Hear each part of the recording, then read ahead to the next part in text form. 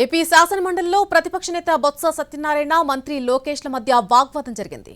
ఒక సభ్యుడు మాట్లాడేటప్పుడు ఇంకొకరు మాట్లాడకుండా రూలింగ్ ఇవ్వాలన్నారు బొత్స.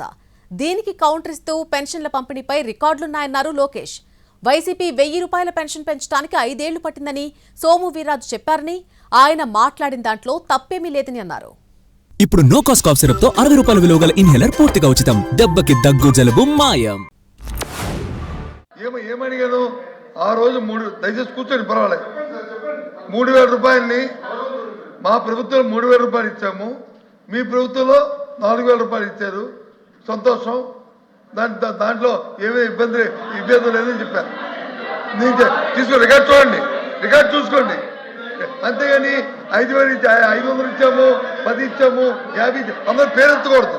అందరూ సభ్యుడి మాట్లాడి ఇంకో సభ్యుడి ఎత్తడం అనేది సభా సాంప్రదాయం కాదు. రూలింగ్ ఇవ్వాలి, మీ రూలింగ్ ఇవ్వండి, తమ రూలింగ్ ఇవ్వాలి.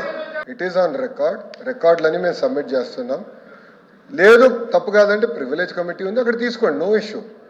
సార్ ఏమన్నారు, ఎవరి వైపు చూపించలేదు. ఆయన కాగితం పట్టుకుని ఆయన చదువుతున్నారు. ఆయన నీట్గా చెప్పారు, 1000 రూపాయల పెన్షన్ మీరు పెంచేదానికి 5 సంవత్సరాలు పట్టింది. మొదటి సంవత్సరం 250 రూపాయలు, రెండో సంవత్సరం 250 రూపాయలు మేము అధికారంలోకి వచ్చిన తొలి సంతకంలో చేశాము. 1000 రూపాయలు పెంచామని సోము వీర్రాజు గారు చాలా స్పష్టంగా చెప్పారు.